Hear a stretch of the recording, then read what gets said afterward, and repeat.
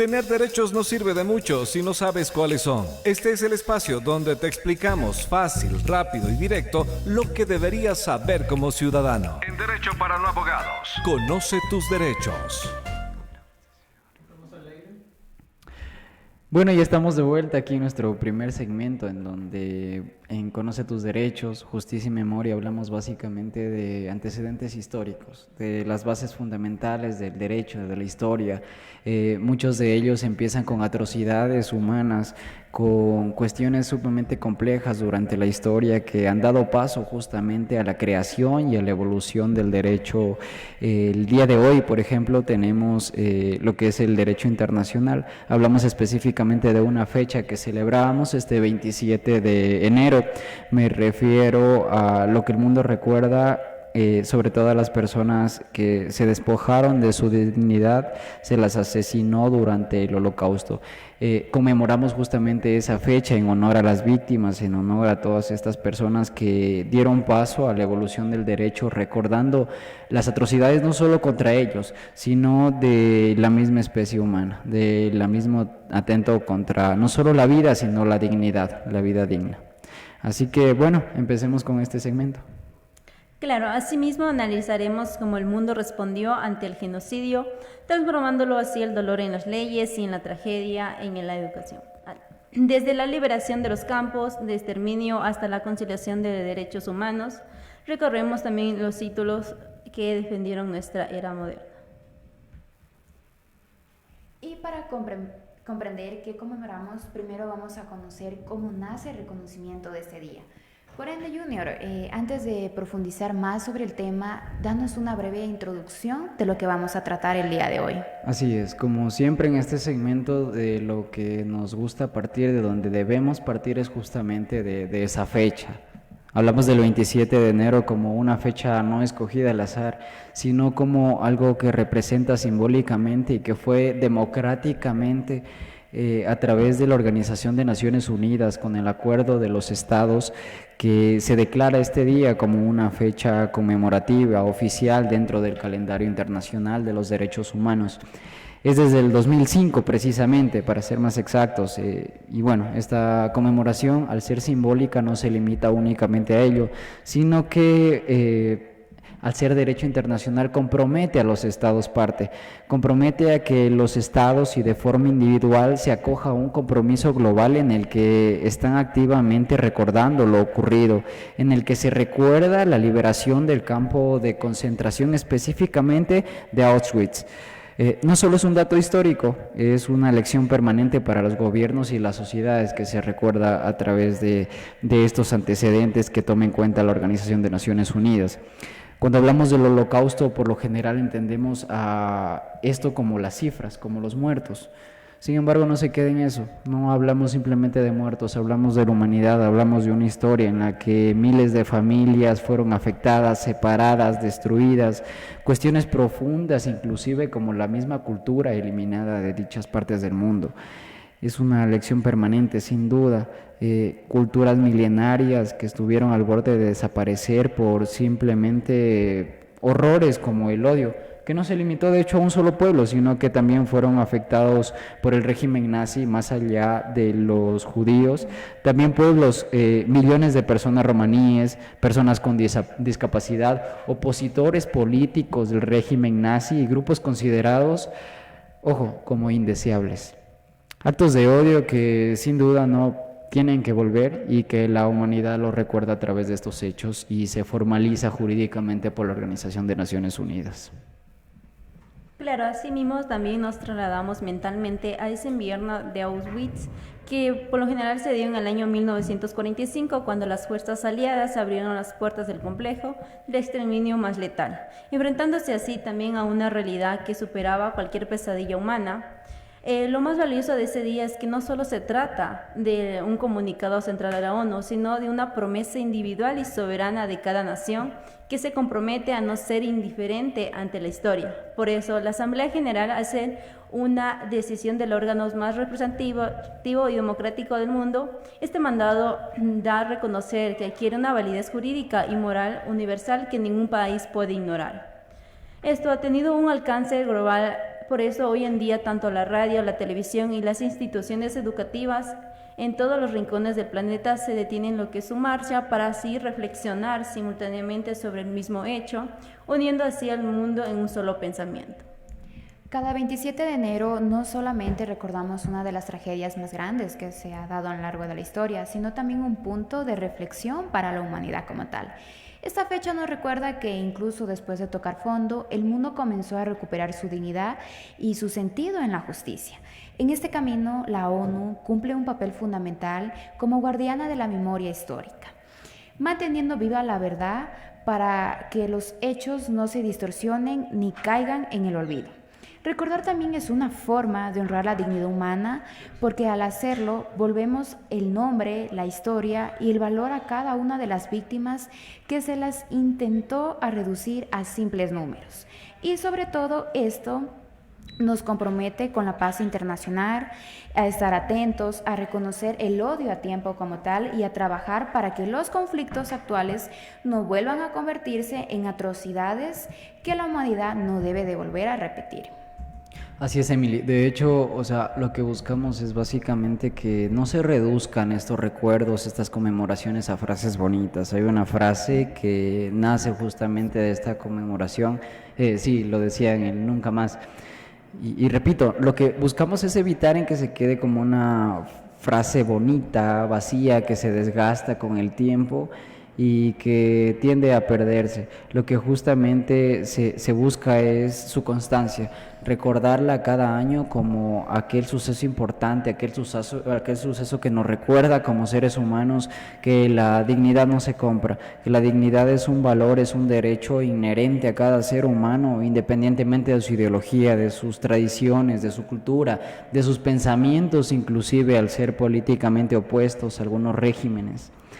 Asimismo, podemos recordar esta tragedia, diríamos que de las más graves. Yo diría que la más grave en realidad fueron millones de muertes, y más grave aún es la razón, es el odio, la discriminación por ser distintos. No debemos quedarnos únicamente en cifras, es una historia interrumpida para niños, para familias, personas que murieron de la forma más humillante posible.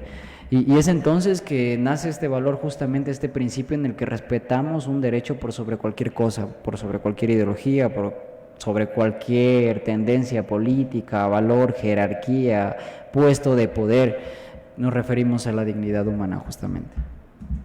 Por eso en esta fecha no solo basta con el luto o llorar a los muertos, ya que el verdadero sentido de este día es usar la memoria como una herramienta de instrucción para que las sociedades modernas no permitan el odio nuevamente. La ONU despliega en sí recursos y guías didácticas para que en cada escuela, sin importar la distancia, se entienda con claridad cómo se originó y se ejecutó el Holocausto. Por eso así, desde el año 2010 se eligen enfoques o lentes específicos como el género o la infancia, asegurándose que el análisis de la historia sea siempre profundo y releve nuevas capas de aprendizaje. Al estudiar cómo el nazismo afectó a grupos específicos, logramos mapear la compleja red de persecución que terminó asfixiando a toda una sociedad europea de la época. Así es. Complementando con lo que mencionas, Jimena, creo yo que es importante resaltar que el Holocausto marcó un antes y un después dentro de la defensa de los derechos humanos universales, ya que el horror que vivieron hicieron que se surjan como tal leyes y marcos jurídicos destinados a sancionar la discriminación y a limitar el abuso del poder estatal. Asimismo, resulta significativo que muchos países, además de seguir con las fechas establecidas por la ONU, hayan creado ceremonias nacionales independientes con protocolos y monumentos propios, basados en los hechos ocurridos en cada uno de sus territorios. En esta misma línea, algunas naciones han optado por conmemorar fechas vinculadas con la resistencia de sus guetos o las liberaciones locales, fortaleciendo así el sentido de la pertenencia y el respeto dentro de la memoria histórica. Finalmente, la diversidad de actos conmemorativos que abarca desde el cine y la literatura hasta la música permite que el mensaje de recuerdo y advertencia llegue a distintos destinos dentro de la sociedad, manteniendo la memoria viva de manera colectiva. Precisamente, Emily, creo que a lo que nos referimos es justamente a esa lección aprendida o por aprender que debe mantenerse viva justamente en el mundo. No solo memorizar fechas es educación, no solo grabarse hechos es educación, es tener esa conciencia social, esa conciencia humana de que fueron atrocidades, de que fueron millones de personas y no es el número, sino es que por cada una importa, cada vida acabada.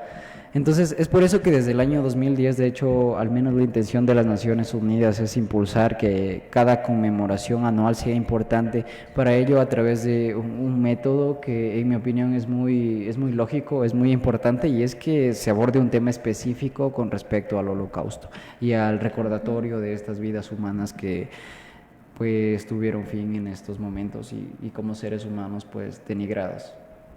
Claro, asimismo, esto causa lo que es un impacto en las nuevas generaciones, ya que el objetivo final es que los jóvenes de hoy, al reconocer la historia, se conviertan de manera natural en los defensores de la tolerancia y de los derechos humanos en el futuro inmediato.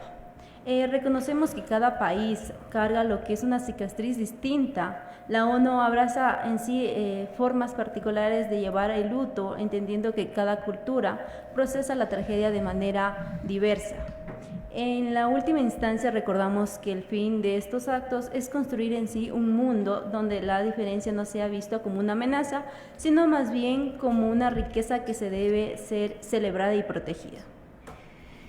Por ende, hay que tener en cuenta sus antecedentes, como lo viene siendo la adaptación de la Resolución 60-7, que esta conjuntamente constituye la acta de nacimiento de la conmemoración al otorgar un respaldo jurídico que incorpora a la memoria al ámbito de la diplomacia internacional, de manera que va de la mano con la liberación de los Auschwitz.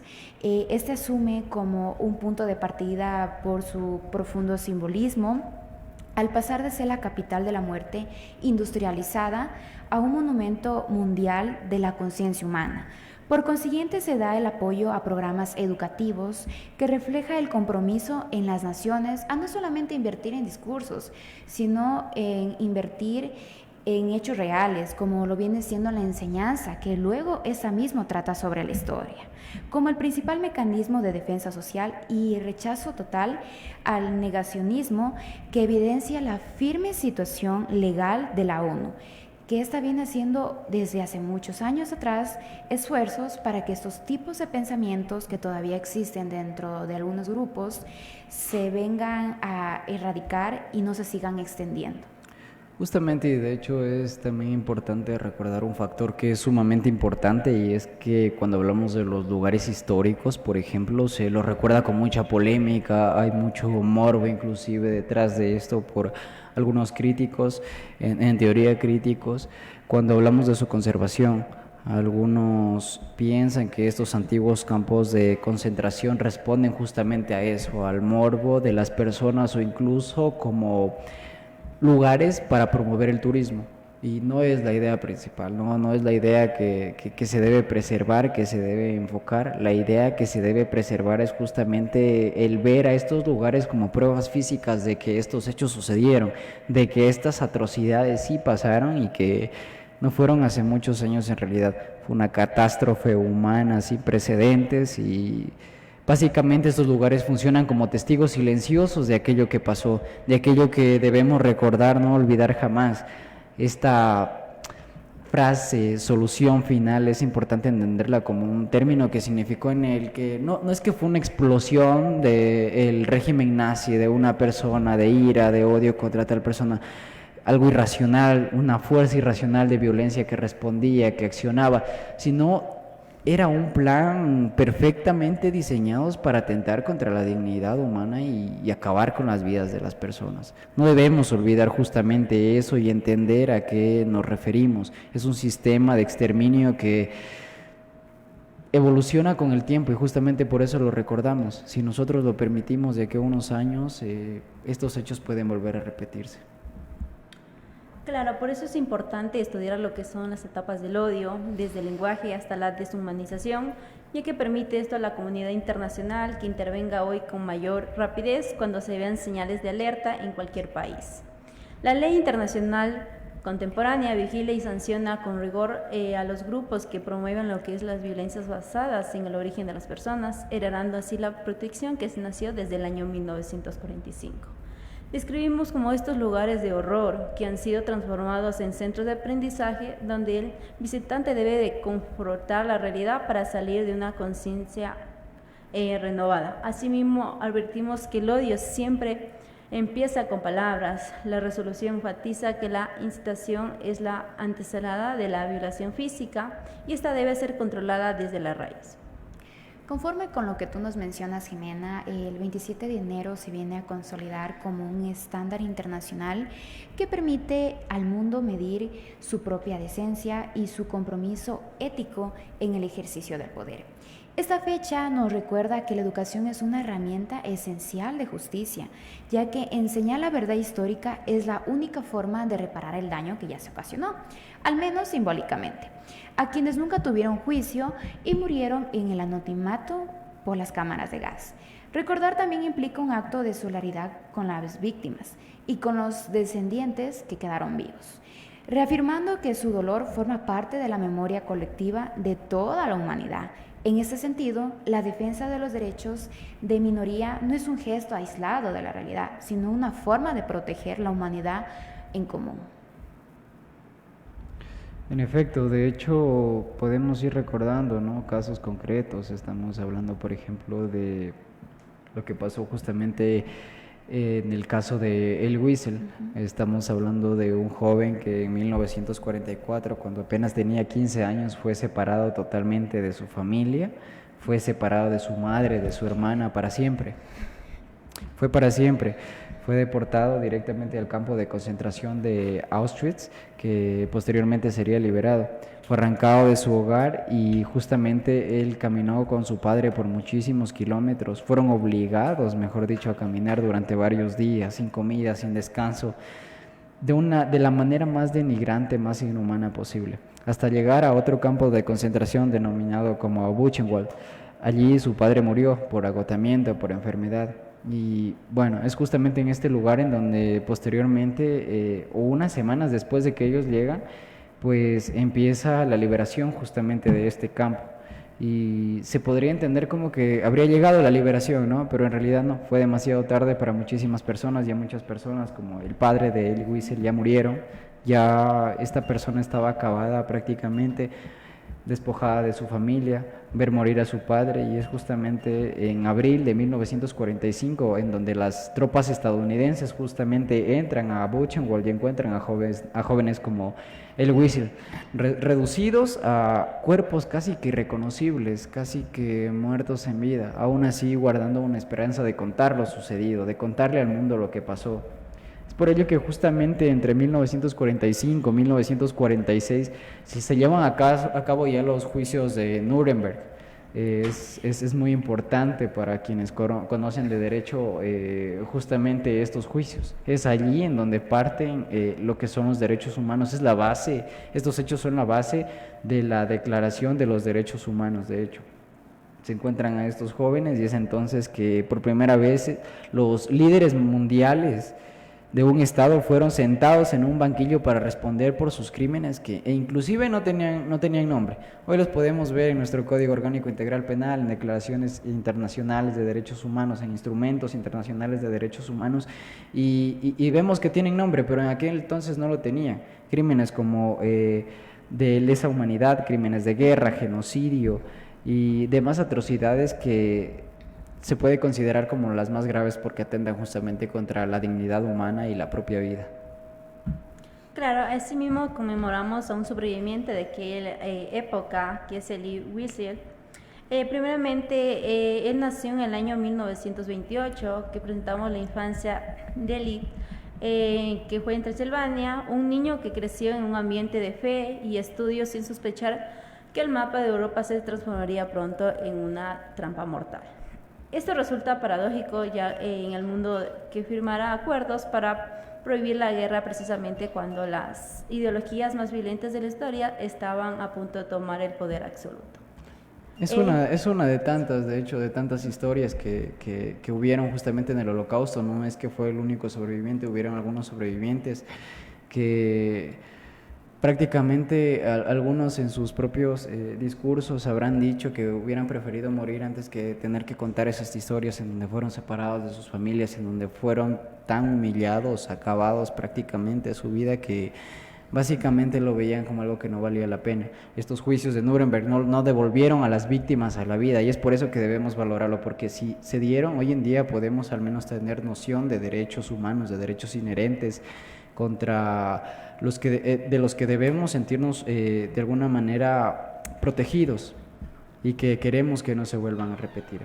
Es por eso que debemos recordarlo, debemos seguir conversando este tema en nuestras casas, en nuestras carreras, cosas que debemos ir reclamando, derechos que debemos ir buscando que se respeten desde lo básico, desde respetar la ideología política, las culturas, la tolerancia, los distintos pensamientos desde las mismas aulas, desde nuestras mismas casas. Es así como vamos cerrando el segmento para pasar ya en un momento con nuestra invitada en un segmento muy especial de Hablemos Claro, y asimismo por decirles que al final del programa se estará cerrando ya la barra de comentarios en el post de Instagram sobre el libro que se iba a sortear, así que aún están a tiempo, pueden comentar y ser parte del sorteo en el que se harán acreedores a un libro que fue sorteado por la invitada de la semana pasada, la doctora María Isabel. Cerramos este segmento y ya venimos enseguida con el próximo de Hablemos Claro.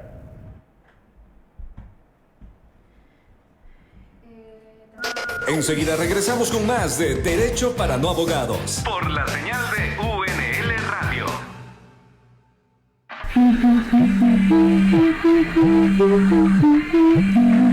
Aló.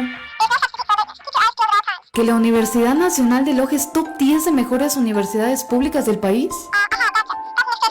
¿Así la catalogó Esimago? ¿El ranking internacional que evalúa instituciones académicas y de investigación a nivel mundial? ¡Qué buenazo! No es un logro aislado, es el camino que continuamos construyendo. Ser UNL es top. Todo el tiempo en ese viaje radial. En otras noticias, Hubo un tiempo en que de la UNL solo se escuchaban malas noticias. ¿De verdad, abuelito?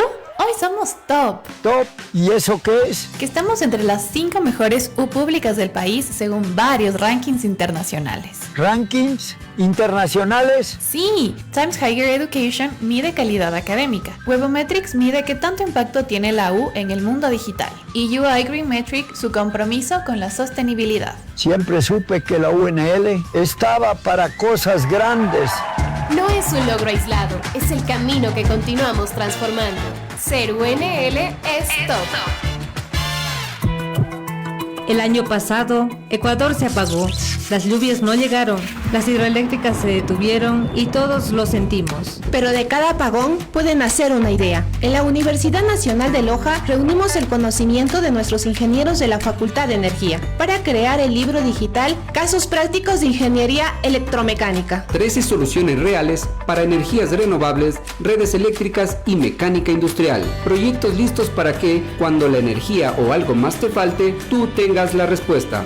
La guía del ingeniero, producida en la UNL.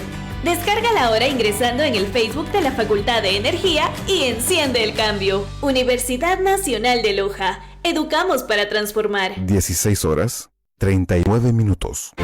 ¿Ya lograste un título? ¿Ya viviste una meta? Ya lograste un tercer nivel, pero ¿y si aún falta tu gran historia por escribirse? Haz que tu experiencia cuente, haz que tu carrera evolucione. Estudia una maestría en la Universidad Nacional de Loja. Más de 60 programas de posgrado en áreas clave del país. Con modalidades híbridas, docentes de excelencia, pertinencia territorial y beneficios para profesionales como tú. Postula hoy, decide especializarte, porque crecer es un acto de transformación. Inscripciones abiertas en www.unl.edu.es/posgrados.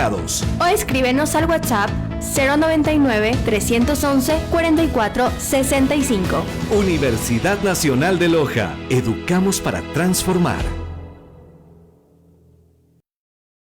Gracias por la espera. Ya estamos de regreso. Continúa con Derecho para No Abogados por UNL Radio. Un espacio para conversar con expertos, resolver dudas y entender el derecho desde una vida real. El derecho se explica con palabras simples. Porque si bien se entiende, bien se aplica. En Derecho para No Abogados. Hablemos claro. Hablemos claro. Muy buenas tardes nuevamente para quienes se están conectando recién a esta hora. Ya manejamos un segmento hace unos minutos, ya estamos acá para empezar uno nuevo que es el de Hablemos Claro, creo que el corazón del programa en sí, en donde traemos invitados a muy especiales para hablar sobre temas jurídicos muy delicados en los que explicamos a nuestros oyentes, a los abogados y no abogados sobre todo, temas que son bastante complejos como tenemos el día de hoy, que es la eutanasia, que habíamos pues seleccionado justamente este tema para conversarlo con la doctora que ya está acá presente, así que bueno, vamos a presentarla para iniciar ya con este segmento. Hoy le queremos dar la bienvenida a nuestra querida magíster Gabriela Chiriboga Cisneros, que es una destacada profesional en el libre derecho en el ejercicio con 13 años de experiencia en práctica legal. Se ha consolidado como una de las expertas en litigación y asesoría, ocupando cargos directivos en prestigiosas firmas y departamentos jurídicos especializados en el país, siendo así que su trayectoria académica es extensa y multidisciplinaria, con un enfoque marcado en el área penal y de la salud, siendo así que nuestra queridísima Magíster María Gabriela es abogada de los tribunales y juzgados de la República por la Universidad Internacional del Ecuador, magíster en Derecho Penal por la Universidad de la SUAY, magíster en Derecho Médico por la Universidad Católica de Cuenca, especialista en Derecho Procesal Penal por la Universidad Técnica Particular de Loja. Y hoy por hoy se desempeña como docente invitada en la Universidad Internacional del Ecuador, UIDE, y la Universidad Técnica Particular de Loja, UTPL, continuando así su labor como conferencista especializada en foros de alto nivel sobre la legislación sobre la salud. Gracias, magíster Gabriela Chiriboga, por acompañarnos el día de hoy. A quien la recibimos con muchísimo gusto y darle las gracias por aceptar esta invitación y compartir este espacio con nosotros. Asimismo, es un placer tenerla aquí en este espacio de la radio UNL y estamos seguros de que esta conversación será de muy enriquecedora para todas las personas que nos están viendo a través de la radio UNL y aquí en Derechos para No Abogados. Antes de iniciar con el programa, magíster, cuéntenos o coméntenos ¿cómo se siente estar nuevamente aquí en la radio UNL y compartir este espacio aquí con nosotros en Derecho para No Abogados? Hola chicos, buenas tardes a los radioescuchas. Para mí es un honor haber sido seleccionada nuevamente para participar en este programa.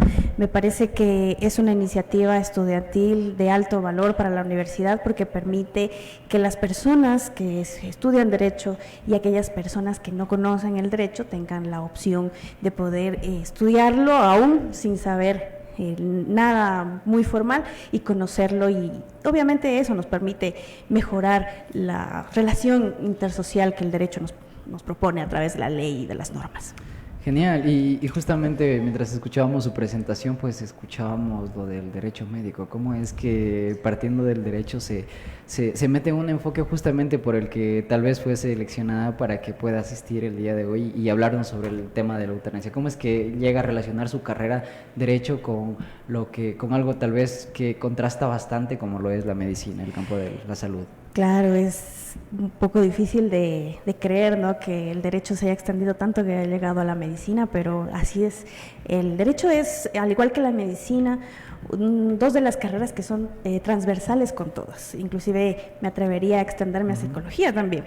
¿Por qué? Porque evidentemente nuestro sistema social está regido por la Constitución, las leyes, y la práctica de la medicina no está exenta de eso. Entonces, evidentemente, a través de la Asamblea Nacional se ha legislado en muchos niveles. A través del Ministerio de Salud Pública se legisla por medio de las resoluciones y los acuerdos ministeriales lo que corresponde a los niveles de salud.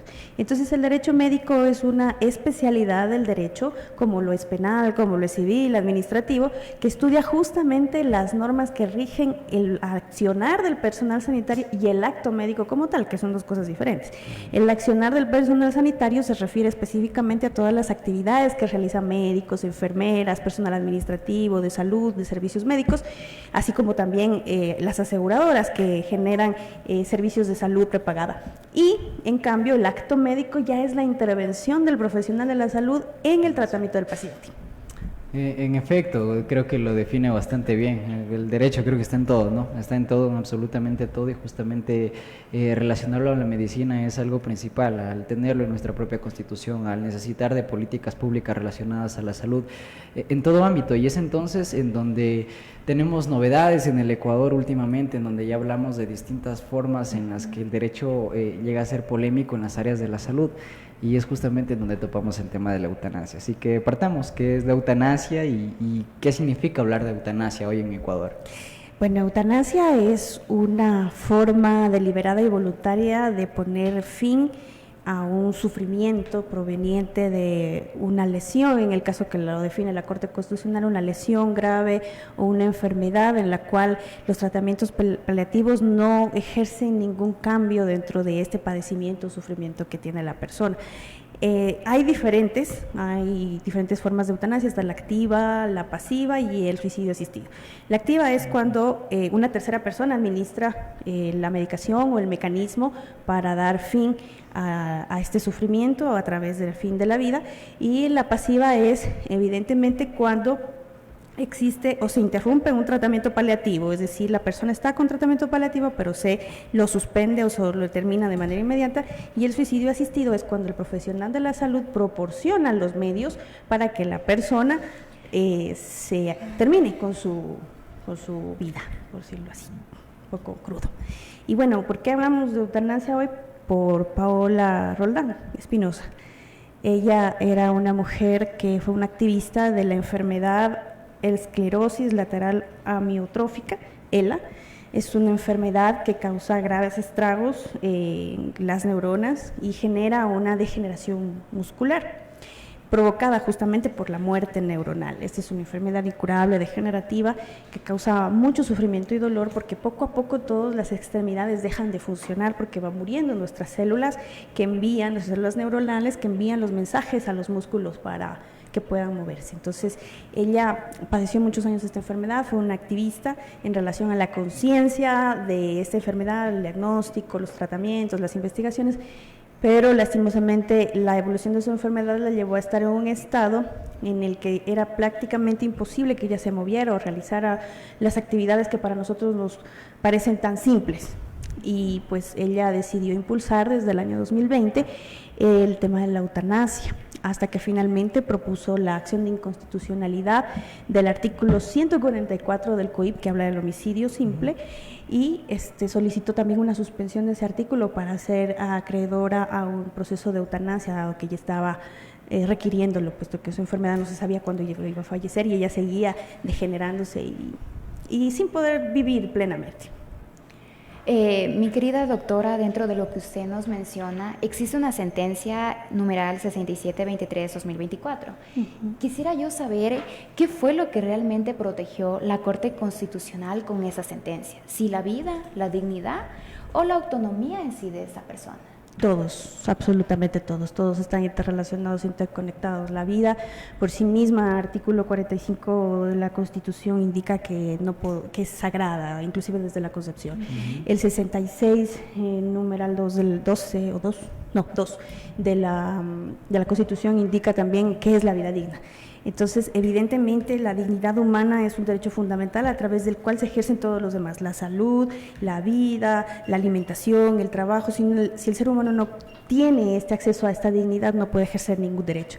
Y evidentemente, la autonomía personal a través del desarrollo libre de la personalidad es lo que permite ejercer esta dignidad, es decir, yo poder tomar mis decisiones, poder hablar sobre mis problemáticas, poder solicitar a las autoridades los derechos y ejercer los derechos que me corresponden sobre mi vida, sobre mi cuerpo, es lo que analizó la Constitución desde varios puntos de vista.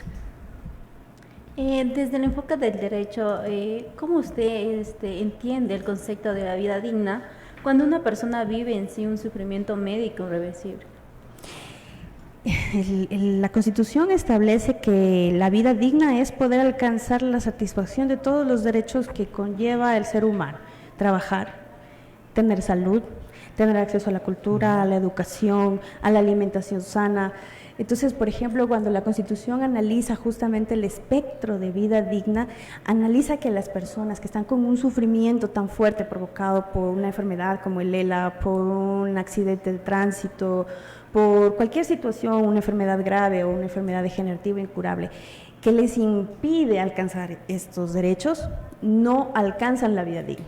Porque, por ejemplo, en el caso de la activista Roldán Espinosa, para ella era imposible movernos como nosotros estamos haciendo, como yo lo hago en este momento, mover mis brazos, mi cerebro le dice a mis brazos que se muevan, que abran las manos. Ella no podía hacerlo, ella no podía ir al trabajo como nosotros, ella no podría abrazar a su hijo, ella no podía tener una salud de calidad porque pasaba postrada en una cama, le daban lesiones, sufría de dolores intensos, no ejercía una vida digna.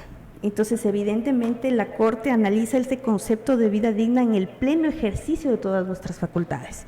Cuando tenemos este tipo de sufrimientos por este tipo de enfermedades o circunstancias de graves lesiones, es imposible que los lleguemos a ejercer. Mi querida doctora, creo que hasta lo expuesto, todo lo que usted nos está diciendo ahora, en lo personal a mí me surge una inquietud y creo que también a todos nuestros oyentes. ¿Hasta dónde puede llegar el derecho de una persona a decidir sobre su propio cuerpo y su propia vida en el marco constitucional ecuatoriano? Yo siempre me llevo de una máxima que me dijo un profesor de Derecho Civil hace muchos años, que justamente ayer por cuestiones de la vida lo recordaba. Mi derecho termina cuando empieza el del otro. Yo quiero que entiendan una cosa, ningún derecho es ilimitado. Todos los derechos tienen límites cuando atravesamos el derecho del otro. ¿Qué quiere decir esto? Les pongo un ejemplo. Yo tengo libertad de expresarme, pero yo no puedo expresarme mal de una persona porque sí. Él tiene derecho a la honra, él tiene derecho a la dignidad de esta persona. Yo no puedo simplemente llegar e insultarla porque me da la gana. Mi derecho a expresarme libremente termina cuando la honra del otro se puede ver afectada. Por ejemplo, en el caso polémico del aborto, ¿por qué no tenemos un aborto libre en nuestro país? Porque nuestra Constitución protege la vida desde la concepción.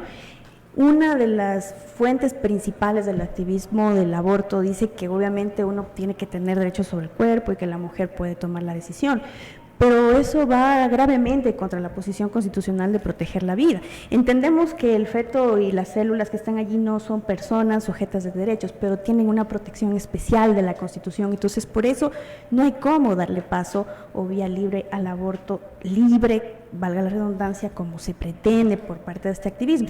En el caso de la eutanasia tiene una cierta diferenciación. ¿Cuál es? Que la persona está en el sufrimiento, que este sufrimiento le afecta a ella directamente, claro, también afecta a la familia, obviamente, indudablemente, pero la acción que pretende realizar de acabar con este sufrimiento a través de la eutanasia es solo decisión de ella, solo afecta a su cuerpo, no daña la integridad física de nadie más bien está salvaguardando la integridad y la indemnidad psicológica de sus familiares que la ven sufrir diariamente, que no pueden inclusive ellos desarrollar la vida como deberían, porque viene inclusive a desarrollarse lo que se conoce en medicina como síndrome del cuidador, cuando estas personas están cuidando a personas con este tipo de enfermedades que dejan de lado su vida, el desarrollo de su personalidad, también a ellos les afecta esa dignidad humana en cuanto al cuidado. Entonces, al ver ese sufrimiento se genera más sufrimiento y obviamente pues es posible que yo como persona con libre autonomía y libertad de decisión pueda tomar este derecho por sobre otros. Hay cuestiones muy puntuales, muy específicas al hablar del factor psicológico, por ejemplo. Es verdad, ¿no? Es cuando nadie sabe más que la familia, el que está cerca. Si recordamos, quien estuvo en el proceso, durante todo ese proceso en el que esta persona sufría, fue su esposo, por ejemplo, quien estaba al tanto. Y es algo que justamente causa mucha curiosidad cuando hablamos de estos temas tan delicados. El Ecuador es un país bastante conservador, respetando ideologías, respetando la posición comparada con otros países. Ecuador sigue siendo un país considerablemente bastante conservador y es entonces que justamente cuando se da este caso de la activista Roldán, que ella empieza a publicarlo en redes, la prensa empieza a conocerlo, las noticias empiezan a darlo a conocer, en las redes sociales se habla de su sufrimiento, se la veía ella cuando estaba conectada a los aparatos médicos y demás, y es cuando las personas entonces empiezan a ceder un poquito en ese sentido de tal vez respeto la vida, pero no estoy teniendo la vida de esa persona, no estoy sufriendo como está sufriendo esa persona, y tal vez en ese caso no valoren de la misma forma qué es vivir con dignidad, qué es vivir a plenitud, y cómo es que... Y es entonces que se vuelve un poco más... que la gente cede un poquito más, ¿no? Que la sociedad cede un poquito más, y que esto, tomando en cuenta que esto influye bastante en las decisiones que toma la Corte Constitucional, más allá de lo que la misma Constitución dice, y es entonces en donde nos planteamos un poco y nos preguntábamos con Jimena lo que eran los límites, ¿no? Sí, en esta sentencia, ¿usted qué cree que abre la puerta a la eutanasia en cualquier caso o establecen límites muy claros? En caso de que se establezcan límites claros, ¿cuáles serían estos límites? La eutanasia activa es lo único que permite la sentencia constitucional, no permite el suicidio asistido ni la eutanasia pasiva. Evidentemente porque lo que busca es que sea un acto de voluntariedad que no limite los tratamientos paliativos a los que puedan acceder las personas que así lo quieran hacer, ni tampoco permite el suicidio asistido, es decir, que la persona se administre de poder hacerlo, este tipo de procedimientos. Por lo tanto, creo que es bien limitante en relación a qué es lo que está protegiendo en este caso, que es única y exclusivamente el ejercicio a una vida digna a través de la posibilidad de acceder a una eutanasia. Genial, y es que, bueno, viéndolo desde el ámbito del derecho médico también, ¿no? ¿Qué implica un poco esta sentencia para los profesionales de la salud? Inclusive temas que usted topaba y no los hemos desarrollado en países como el nuestro, que es, por ejemplo, la asistencia de cuidados paliativos en el ámbito de la salud, en el ámbito psicológico, en el ámbito de acompañamiento no solo a la misma persona, sino inclusive a los mismos familiares. Bueno, sí hemos desarrollado bastante, inclusive existen ya reglamentaciones con respecto al tema de cuidados paliativos, pero más allá, en cuanto a la eutanasia, lo que permite para el profesional de la salud son muchas cosas. El primero, recordar los principios bioéticos fundamentales del ejercicio de la medicina y que están relacionados con las leyes, que es el principio de beneficencia y no maleficencia, es decir, hacer el bien, no causar daño, que pudiera pensarse que está en contraposición contra la eutanasia, pero no nos olvidemos que también está la autonomía del paciente. ¿Qué es la autonomía del paciente? Que el paciente pueda, con la asesoría del médico, a través de esta conversación científica de la relación médico-paciente, lograr conocer su diagnóstico, sus posibilidades de tratamiento, tratamientos alternativos, y obviamente también tomar la decisión con respecto del proceso de eutanasia a través del consentimiento informado. El consentimiento informado es la culminación de toda la estructura de los principios bioéticos en cuanto a la normativa. El consentimiento informado nos permite como ciudadanos y como pacientes y como derecho de la salud al que tenemos todos, ejercerlo de manera informada, que es otro principio bioético, que es el derecho de acceso a la información. Entonces, a los médicos les permite abarcar todos estos aspectos y también la objeción de conciencia, porque habrá médicos que por temas éticos, morales, religiosos, de pensamiento, no querrán dar este procedimiento. Entonces a ellos se les permite también negarse a darlo. Nadie puede obligar a nadie a hacer algo que no quiere, y evidentemente también el artículo 66, numeral 12 de la Constitución permite que nosotros como ciudadanos podamos ser objetores de conciencia, y a los médicos específicamente también hacer ese uso de ese derecho. No analiza todavía la Corte ni tampoco el reglamento provisional que tiene el MSP respecto de la objeción de ciencia. ¿Qué es eso? Es decir, yo me opongo no tanto por mi religión, porque no tiene nada que ver, pero sí me opongo porque científicamente el procedimiento no está bajo los estándares de la ciencia actual. Pero eso esperemos que sea algo que se hable también ya en esta ley para ver cómo manejar inclusive los procedimientos de eutanasia. Hay muchísimo por desarrollar justamente en el ámbito del derecho, en el ámbito de debates morales, de la medicina mismo. Creo que es bastante complejo y seguramente nuestros oyentes estarán preguntando, creo que la gran pregunta, ¿no? la gran cuestión de, entonces, ¿en Ecuador está permitida o no está permitida la eutanasia? Sí, está permitida. Está permitida, hay un reglamento, el 59-2024 del Ministerio de Salud Pública, que establece cómo acceder a ella.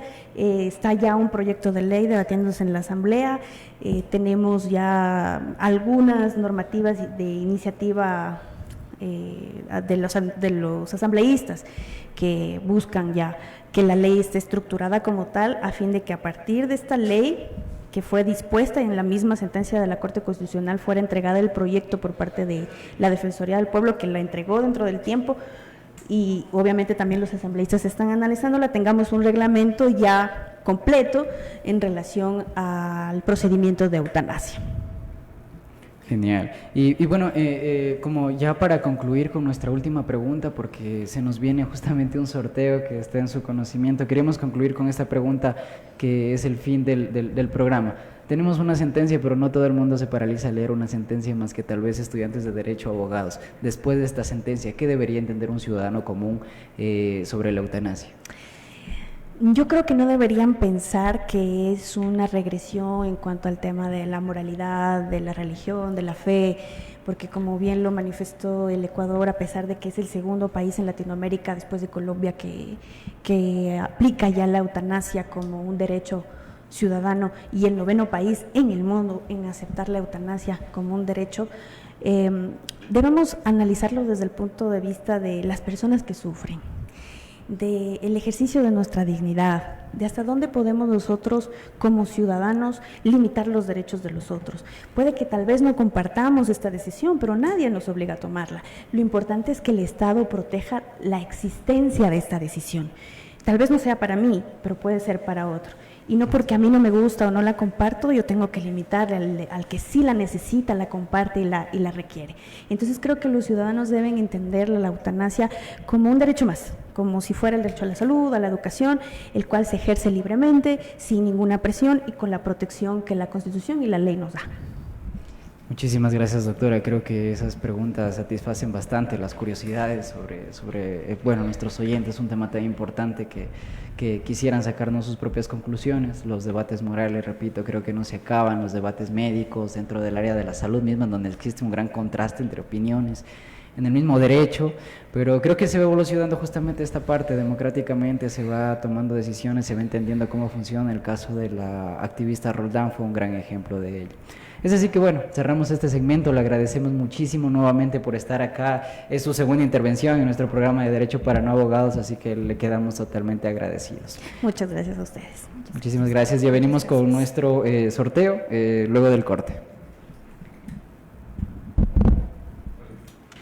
Enseguida regresamos con más de Derecho para No Abogados por la señal de UNL Radio.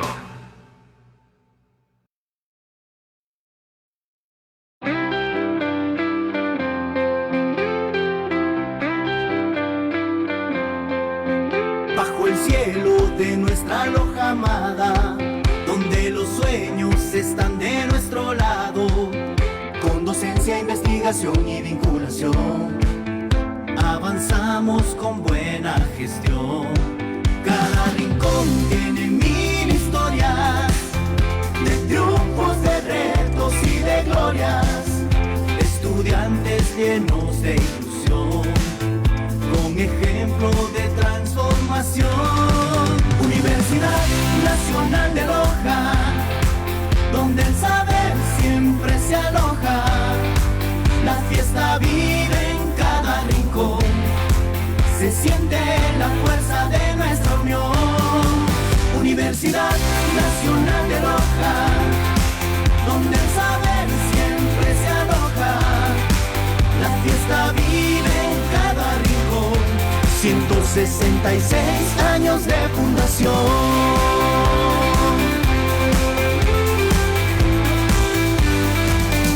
Universidad Nacional de Loja, la transformación continúa. Potencia tus conocimientos profesionales de la mano de la Universidad Nacional de Loja. Desarrolla tu visión estratégica y responde con innovación a los desafíos de la sociedad actual. Nuestros programas de posgrados te ofrecen esta oportunidad. Revisa las convocatorias abiertas en www.unl.edu.es. Te esperamos. Inspírate, cree y transforma con la UNL. La UNL, ahora en el corazón de la ciudad de Loja, con servicios UNL a la sociedad. Aquí encontrarás asesoría y defensa jurídica, trabajo social, peritaje social, psicología clínica, psicología educativa, asesoría contable y tributaria. Todo de forma gratuita. Encuéntranos en nuestras nuevas instalaciones. Edificio del Midubi, en la esquina de las calles 10 de agosto y Bernardo Valdivieso de la ciudad de Loja. Visítanos de lunes a viernes de 8 a 17 horas. Servicios UNL a la sociedad. Compromiso que inspira. Soluciones que transforman. Universidad Nacional de Loja. Educamos para transformar. Gracias por la espera. Ya estamos de regreso. Continúa con Derecho para No Abogados por UNL Radio. Bueno, ya estamos de vuelta acá en Derecho para No Abogados, en el momento, uno de los momentos más esperados después de la entrevista. Claramente tenemos el sorteo que habíamos prometido ya desde hace una semana y que lo tenemos gracias a Derecho para No Abogados, pero sobre todo por una invitada que tuvimos la semana pasada, la doctora María Isabel Espinosa Ortega, quien de su voluntad pues nos ha donado este libro, el cual se titula Sin Verdad No Hay Justicia. Recordemos, justamente la semana pasada tratábamos el tema sobre los hermanos Restrepo, ¿no? Y es un libro que creo que hace una reseña muy importante sobre la importancia de la verdad, la importancia de contar los verdaderos hechos, lo que importa, los detalles, para conocer nuestro propio Estado y lo que es el derecho y cómo es en la práctica. Así que bueno, sin más rodeos, empecemos con vamos a dar paso al sorteo de todos quienes comentaron a través del post de Instagram, en donde, recordemos, tenían que repostear y subir, mencionar a 2 personas justamente en los comentarios. Se va a tomar en cuenta las veces que hayan mencionado a 2 personas, en cada comentario se tomará en cuenta. Es decir, mientras más comentarios hayan puesto, tienes más posibilidades de ganar. Ahora mismo empezamos con el sorteo. ¿Listo? Listos. 10, 9, 7, 6, 5, 4, 3, 2, 1. Dome Vivanco. Así es. Bueno, ahí está nuestra ganadora, quien se ha hecho acreedora de este libro, es Doménica Vivanco. Doménica Vivanco es quien se ha ganado este maravilloso libro. Así que, bueno, muchísimas gracias por participar a todos. Seguramente estaremos con nuevos sorteos en próximos programas, tendremos nuevas donaciones, asimismo aportes de este programa al que deben estar atentos siempre y cuando se interactúe con este programa maravilloso del cual seguramente todos vamos aprendiendo. Así que eso, sin nada más que agregar, pues despedirnos, agradecerle nuevamente, doctora, por su presencia acá, por sus aportes el día de hoy. Muchas gracias nuevamente a todos y que siga esta muy productiva y muy educativa iniciativa por parte de la Escuela de Derecho y UNL Radio. Igualmente, gracias por acompañarnos, por escucharnos y por ser parte de este espacio pensado que para reflexionar y dialogar con respecto. Los invitamos también a seguir sincronizando y reencontrándonos en una próxima emisión. Gracias. A ustedes, mis queridos oyentes, muchas gracias por escucharnos el día de hoy, y a usted, mi doctora Linda, muchas gracias por aceptar nuestra invitación y por compartir su experiencia y enriquecer de alguna otra manera con sus conocimientos a nosotros, a nuestros oyentes y a nuestro programa como tal. Muchas gracias. Así es, muchas gracias a todos. Recuerden que somos Derecho para No Abogados, hacemos derecho, hacemos radio. Muchas gracias.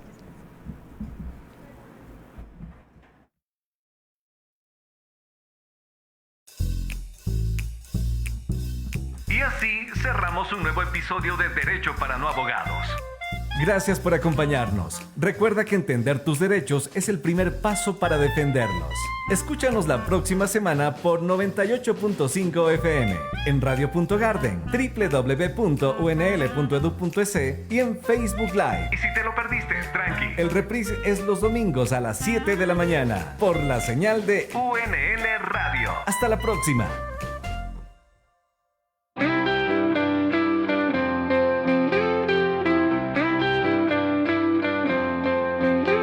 El cielo de nuestra Loja amada, donde los sueños están de nuestro lado, con docencia, investigación y vinculación, avanzamos con buena gestión. Cada rincón tiene 1000 historias, de triunfos, de retos y de glorias. Estudia llenos de ilusión, con ejemplo de transformación.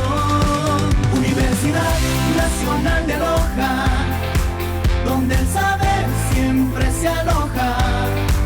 La fiesta vive en cada rincón, se siente la fuerza de nuestra unión.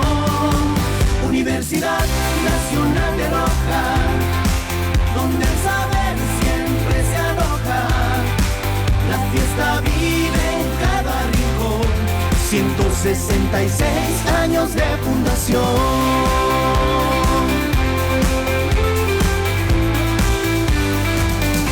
Universidad Nacional de Loja, la transformación continúa.